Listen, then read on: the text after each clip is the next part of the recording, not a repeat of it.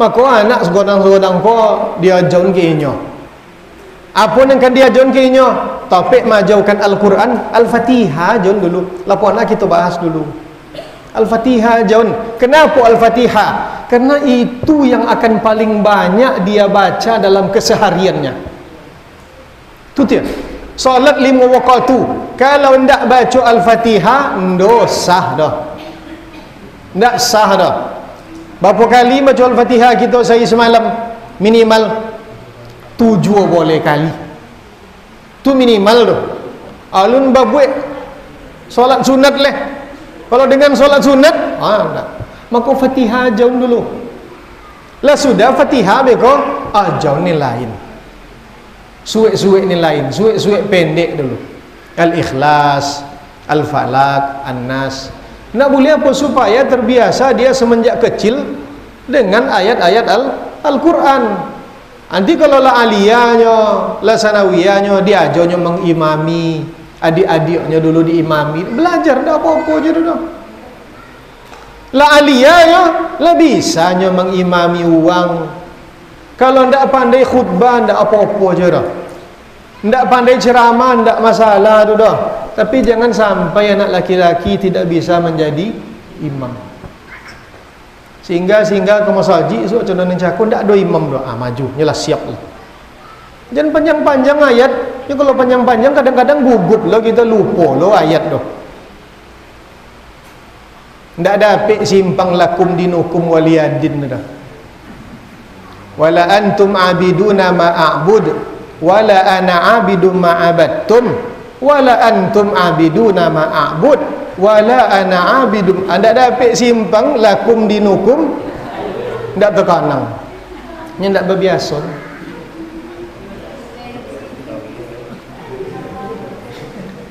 Bapak-bapak ni ibu yang saya hormati, subhanallah, ucapkan subhanallah kalau laki. Kalau yang perempuan tasbih, tepuk tangan. Berapa kali? Sekali saja. Andai kata yang di belakang ini tidak menyadari kekeliruan imam, siapa yang menyadari? Imam kalau ditegur tahu diri pula. Jangan mentang-mentang imam beko pasang badan pula. Imam dan gananya. Tak mungkin ni siapa-siapa orang, tak ada salah. Jangan.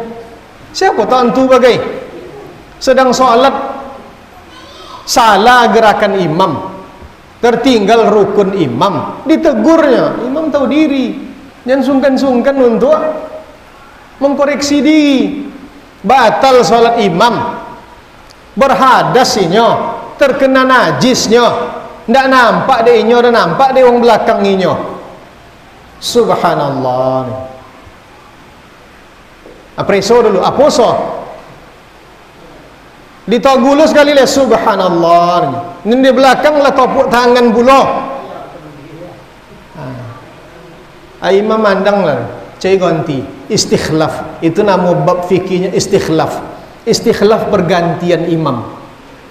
Kalau terjadi hal seperti itu, maka imam dianjurkan, anjurannya menutup hidungnya. Seakan-akan inyo berhadas. Kalau anginnya tutup hidung deh, berhadasnya.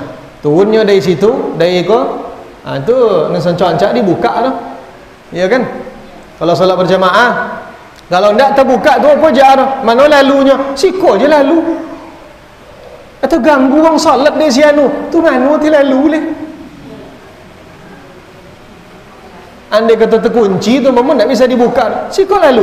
Di depan wong salat tu lalu. Yang salat mengerti pula lah. Jangan beko imam nak lalu. Betul betul ni kan. Nak ngambil lalu dah. Kau orang sedang salat mau kasih kau ha? Jangan mandang aja. Baiknya lalu. Bisanya biuduk, bisanya masuk soto jamaah balik. Tapi ganti dulu, cari penggantinya. Bapa mencari pengganti tu bisa jadi dengan menarik salah seorang yang di belakangnya, jangan disudut dan ditegang. Udah jauh menegang uang tu. Maka yang di belakang kau sekali lagi harus orang yang betul-betul faham, mengerti dengan tata cara pelaksanaan solat berjamaah. Tarik. Kalau ndak mengerti sosonya dah, kalau kan ditariknya kok dikeloti awak dek. Kok betul ni kan? ngapung-ngapung menegang-negang dayan dalam hati juga lopen saja, qalu saja, berarti ulun mengerotinya dulu. Ya, jadi yang kalau dipilih ada imam istikhlaf tegang deh empamo haji ga dibawa ke depan deh, majulah ke depan gantinya imam tu. Yang pertama tadi kalau sujud, yang perempuan merapatkan anggota tubuhnya, yang laki-laki merenggangkan anggota tubuhnya. Dalam mazhab Imam Syafi'i, yang dijatuhkan pertama sekali ketika sujud adalah ketika kita hendak sujud, yang pertama sekali menyentuh lantai lutut. Itu yang pertama sekali dalam mazhab Imam Syafi'i, dan Abu Hasan itu mayoritas ulama. Ada sebagian pendapat belakangan ini kalau dia sujud tangannya terlebih dahulu. Ya, itu perbedaan pendapat. Itu perbedaan pendapat. Dalam fikih itu hal yang biasa. Tapi kalau ditanyakan kepada saya, kalau tidak ada masalah, lutut dulu, sudah itu kedua tangan, sudah itu konyong dan hidung. Bangkit dari sujud cuma itu juga, konyong dan hidung dulu, sudah itu tangan, baru lutut. Kalau ada yang sujud dia tangan dulu jatuh, bawa ke lututnya, itu ada pendapatnya. Kita saling menghormati saja. Tapi yang menjadi amalan dalam mazhab Imam Syafi'i, khususon warga-warga tarbiyah, itu lutut dulu, kodo tangannya, bawa kodo wajahnya, kening ataupun hidungnya. Kecuali kalau sakit kaki kita, ndak dapet dah, ndak didalun lutut, nak melipik lutut kau sakit, pesondian lah, ndak condok kamu aja leh, apa bisa aja lah, nak tangan dulu silakan. Tapi kalau yang sehat-sehat, yang muda-muda kau. Itu yang ketiga, bapak-bapak dan ibu-ibu yang saya hormati. Yang keempat, apa bedanya laki-laki dan perempuan? Seluruh anggota tubuh wanita adalah aurat di dalam solat, kecuali wajah dan pergelangan tangan boleh nampaknya atau boleh terbuka ketika seorang wanita melakukan solat. Itu pun kita jago. Ini pun tertutup sedang solat, dalam telakung diam, ya kan? Tapi wajah dan pergelangan tangan itu boleh terlihat di dalam solat. Kalau yang laki-laki tentu dia bapak-bapak, ibu-ibu, karena laki-laki auratnya tidak seistimewa aurat wanita. Mana dalilnya itu? Allah mengatakan wala yubdina zinatahunna illa ma zahara minha, dan janganlah mereka para wanita itu memperlihatkan perhiasan mereka illa ma zahara minha, kecuali yang jole-jole dari perhiasan itu. Apa maksud yang jelas itu? Yang sulit untuk dihindari wajah dan pergelangan tangan. Mana batasan wajah? Batasan wajah itu bapak-bapak nih ibu-ibu, dayate konyong tempat tumbuh rambut biasa. Kalau sebelah kate tempat tumbuh rambut biasa. Karena ada uang konyong lope ke belakang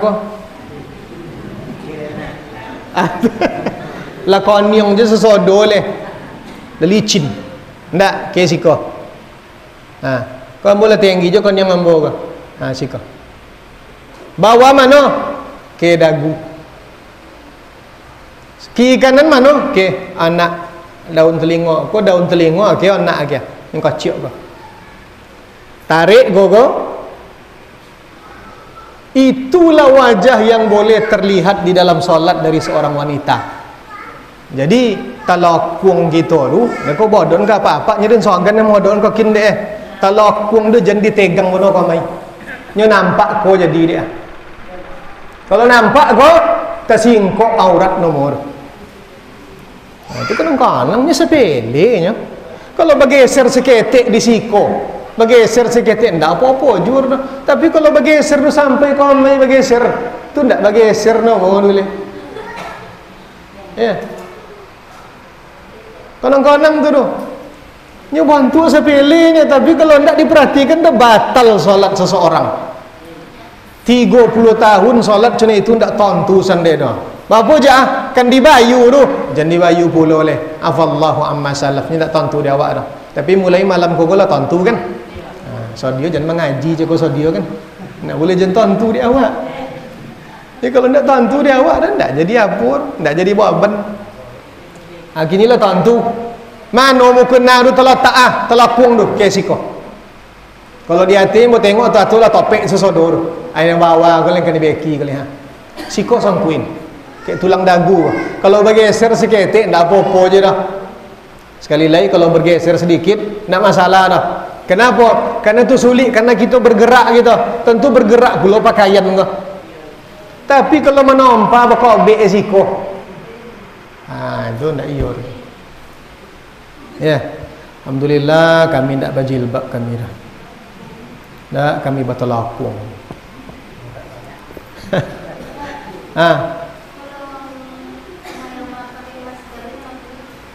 Uang salat pakai masker. Bapak-bapak ni ibu yang saya hormati, inyo bermasker kalau salat karena ada hajat maka hukumnya boleh. Tapi salat ndak ada hajat dah tu bermasker nya makruh hukumnya. Itu satu. Uang salat pakai kacamata. Jen tidak ditonyon, so dia tonyon je so dia pakai. Uang salat pakai kacamata apa jah? Kalau kacamata go tobal menghalang konyongnya untuk sujud, buka kacamata sebelum salat. Karena kau ndak boleh ndak menempel kau dah. Ya. Tapi masker tapi masker yang ditutup hanya hidung. Konyong kada bertutup dah. Aduh masker lope ke konyong. Kan dah ada bermasker tertutup sesuatu lah. Ndak ada orang kan. Jangan sampai cuma itu pakai masker tu lebay pakai masker. Sampai siko saja. Asuk banyak. Tobacco imbo panjang. Banyak asuk di kampar kau. Terbatuk-batuknya pakai masker ni ada hajat berarti dah. Ndak apa-apa je dah. Corona sedang gini kan. Pakai masker dia nya. Ndak apa-apa je dah. Ada hajatnya. Tapi asuk ndak ada. Ndak ada wabah penyakit, ndak ada hajatnya dah. Ndak boleh bermasker dah. Kalau ditanya apa hukumnya? Makruh hukumnya. Makruh hukumnya. Jadi sekali lagi kalau ada hajat silahkan. Bapak-bapak ni ibu yang saya hormati. Kalau laki-laki mana auratnya dalam solat? Antara pusar dan lutut. Jadi kalau ada uang solat suak tibo ke suau awak bah, tibonya ke suau. Cik bagian sawung aja nya. Tertutup pusiknya. Tertutup lututnya muka belakang. Tu solatnya dengan kita. Jadi koton lo batal solat le, sah solat dia. Cuma ndak sopan dah. Di situ kononya. Jadi kalau ditonyon, jangan di siko le, di rumah aja lah umpama. Di rumah aja. Solat apa-apa pakai singlet. Kain sawung cie, singlet cie. Lai sah solatnya. Lai. Nyalah tertutup auratnya. Aurat laki-laki antara pusar dan lutut. Tertutup pusarnya, tertutup lututnya, muka belakang sudah tertutup aurat laki-laki. Bagian sawungnya solatnya, lai sah solatnya, lai. Cuman tidak ada adabnya. Uang yang tidak beradab tu. Kalau almarhum guru ambo, almarhum Mengku Aceh kok. Ada guru di pesantren dulu maju kami, Buya Aceh namanya. Tengku Muhammad Amin Aufti namanya. Dia nya dari Aceh, bagalau lang Mengku Aceh, Buya Aceh. Kalimat pertama yang ambo tangkok dari nya waktu kelas 1 sanawiyah, tuli di papan tuli kadang-kadang deh, man la adabalahu fahuwa dab. Siapa yang tidak beradab sama dengan binatang. Ada masih terkonang juga dengan lama tu. Jadi kalau ditanya sah solatnya sah, tapi nya ndak ndak dijaga adabnya di depan Allah deh. Kalau pada rumah ndak sekete oncak kain, pai menghadapi si A oncak kain, menghadapi si B pai boleh segala macam oncak kain. Tapi dak solat basinglet jin. Ma'asyiral muslimin wal muslimat rahimani wa rahimakumullah. Yang terakhir, yang kelima.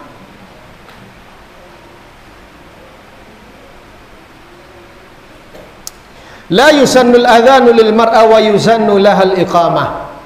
Wanita tidak disunatkan untuk melakukan azan, akan tetapi sunatnya melakukan iqamah. Ibu-ibu ada arisan umpamanya. Ada arisan. Arisan ibu-ibu pula.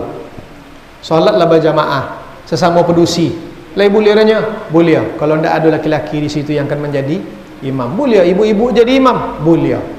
Dianjurkan azan? Tidak dianjurkan azan. Apa yang dianjurkan? Iqamat. Itu pun dengan suara yang rendah. Apa maksud suara rendah itu? Untuk ibu-ibu ajalah. Dan dipegang pula mikrofon su iqamat pula aja. Tapi kalau laki-laki dianjurkan azan dan iqamah. Itu bedanya antara laki-laki dan perempuan. Kalau ditanya kenapa macam itu, jawabannya sama dengan yang tadi dalam kitab-kitab fikih. Dikhawatirkan muncul fitnah. Kalau azan juga apa aja makruh hukumnya. Makruh itu bahasa Arab. Bahasa Indonesianya dibenci. Ndak nyelewo Allah Ta'ala ni. Yang membenci itu ndak ibu-ibu, ndak apa-apa. Allah Ta'ala. Jadi jangan tengok kojo kita ada makruh. Kan makaruh adanya si anu. Makaruh namanya ndak berdosa ada dah. Indak masalah makruh berdosa ndak berdosa dah. Makruh tu dibenci. Dibenci itu lawannya tidak disenangi. Yang kan kita jadikan penilaian siapa yang tidak senang. Itu tu yang kan dinilai. Maka dikatakanlah tidak beradab macam itu dulu. Allah Ta'ala tidak senang nengok kojo macam itu dulu. Bapak-bapak ni ibu yang saya hormati, itu perbedaan antara laki-laki dan perempuan, terutama dalam melaksanakan salat. Sekali lagi, apa yang saya sampaikan ini sebenarnya sudah menjadi konsumsi kita sehari-hari, tapi tidak ada salahnya kalau diingatkan kembali. Dan yang ingin Anda tekankan betul, ibu-ibu, kaum wanita yang pedusi juga memiliki keistimewaan yang tidak dimiliki di laki-laki. Kehormatan mereka luar biasa dalam agama kita. Bono-bono dijago di agama. Dalam hal-hal yang sifatnya ibadah kah, interaksi sosial kah dijago. Jadi kalau dijago di agama, jangan sampai kita tidak mengindahkannya. Jangan sampai tidak mengindahkannya. Ugi gitu deh. Ugi deh. Silakan.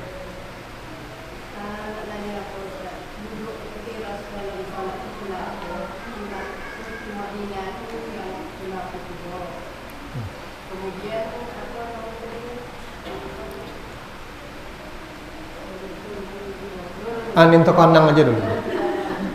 Anin terkonang. Duduk iftiras dengan tumak nina. Dalam solat yang tahiyatnya 2 kali, duduk kita ada 2. Satu namanya iftiras. Yang satu lagi namanya tawarruk. Pakai kaf ujungnya. Tidak hamzah. Iftiras pakai syah. Iftiras. Itu tahiyat pertama, duduk iftiras. Yang tahiyat kedua namanya duduk tawarruk, kaf. Iftiras diambil dari kata farasha, firas. Ada hadis Nabi, al-waladu minal firas walil ahiri al-hajar. Anak go dari lapiak, dari kasu. Wanita tidak baik, pelacur untuknya batu. Itu hadis Nabi itu. Nabi mengkinayahkan pernikahan dengan kasur. Anak dari kasu kata Rasulullah. Maksudnya dari pernikahan yang sah. Diambil dipakai di Nabi lafaz firas. Walil akhir, untuk wong tino ndak elo-elo, akhir itu artinya pelacur. Hajar, batu untuknya. Ini kalau ada orang berzina, batu, dilempar pakai batu. Dalam fikih disebut dengan rajam. Lemparnya sampai bila? Sampai mati. Kalau dia sudah menikah. Kalau lah menikahnya, muhsannya lah, terpeliharanya lah, do lakinya mana ni lah nimpedusi lah, do bini mana ni laki-laki tu dibuat je dia lekojo ndak banau tu untuk orang cuna itu batu, kata Rasulullah. Batu ukurannya segenggam qabdah. Ukuran batu, ndak batu kerikil orang kau ndak mati-mati wong dia tu. Tapi kalau dia segodang ko tu, siapa ni melantiong tu, uang sebanjau. Itu dalam hukum Islam cuna itu. Jadi duduk iftirash, duduk di mana kita menjadikan kedua kaki kita sebagai hamparan. Kedua kaki kita, kiri dan kanan, berada di atas, di bawah pinggul kita. Kaki kiri belipikkan ke kaki kanan, tapi tidak masuk dah. Atau dijatuhkan, direbahkan, kaki kanan bertungkikkan, ujung jari sodo menghadap ke kiblat kalau bisa. Kalau tidak bisa dah, mana ujung jari yang bisa saja yang menghadap ke kiblat. Kalau tawarruk itu diambil dari akar kata waraka, warakun. Apa artinya? Pinggul. Pinggul kita yang terhampar ke lantai. Kan duduk pinggul kita di lantai ketika tahiyat terakhir tu, itu namanya tawarruk. Dalam mazhab Imam Syafi'i seperti itu. Prakteknya kaki kiri dimasukkan ke bawah kaki kanan. Kaki kanan tetap ditongkat, ujung jarinya menghadap ke kiblat. Itu tawarruk doh. Kalau ndak bisa doh, buat contoh apa bisa aja. Buat contoh apa bisa aja. Tumanina definisinya dalam bahasa Arab sukunun ba'da harakatin. Itu definisi tumanina. Silakan tengok kitab fikih dalam mazhab Imam Syafi'i mana-mana aja lah. Sukunun ba'da harakatin, diam sejenak sesudah ada gerakan. Itu tumanina, berdiam sesudah ada gerakan. Apa ukuran minimal tumanina? Minimal tumanina sebatas mengucapkan satu kali subhanallah. Itu minimal tumanina dah. Subhanallah, tidak mengucapkan subhanallah dah seukuran selama mengucapkan subhanallah. Jadi kalau ada orang salat suat rukuknya Allahu Akbar, sami Allahu liman hamidah, laisah salatnya lai, berarti dia mengambil minimal tumanina. Tapi kalau memantiong langsung Allahu Akbar sami tu contoh mengumbat bola ke tembok. Tapi kalau Allahu Akbar sami Allahu, diam dulu. Kalau lah sampai seukuran mengucapkan satu kali subhanallah, itu pendek tu ha. Subhanallah la sah tumaninanya. Ada dari sujud. Bapak-bapak dan ibu yang saya hormati, ada duduk transit nama jalsatul istiraha di dalam fikih. Jalsatul istiraha dianjurkan, itu dianjurkan. Ya kalau ndak dibuat dah, ndak apa-apa juga. Kalau ada imam nampak di bapak-bapak ibu-ibu sudahnya rakaat ke-1 atau rakaat ke-3. Kalau rakaat ke-2 joleh tahiyat kita, duduk rumah. Rakaat ke-3, rakaat keempat ndak kena duduk tagak sesudah tu leh. Itu salam kita leh. Duduk rakaat 1 dan rakaat 3 tu ada anjurannya untuk melakukan jalsatul istiraha. Sejenak. Sudah itu bau tagak. Kalau dibuat silakan. Ndak dibuat tu ndak apa-apa je dah. Artinya itu tidak membatalkan, tidak berhubungan dengan batal atau tidak batalnya salat seseorang. Bapak-bapak dan ibu yang saya hormati, InsyaAllah kalau ada waktu yang akan datang, kita lanjutkan kajian kita ini, dan akan kita berikan waktu untuk tanya jawab kembali. Amin amin Allahumma amin. Sekali lagi mohon maaf yang sedalam-dalamnya. Aqulu qawli hadza wa astaghfirullah li wa lakum. Wassalamualaikum warahmatullahi wabarakatuh.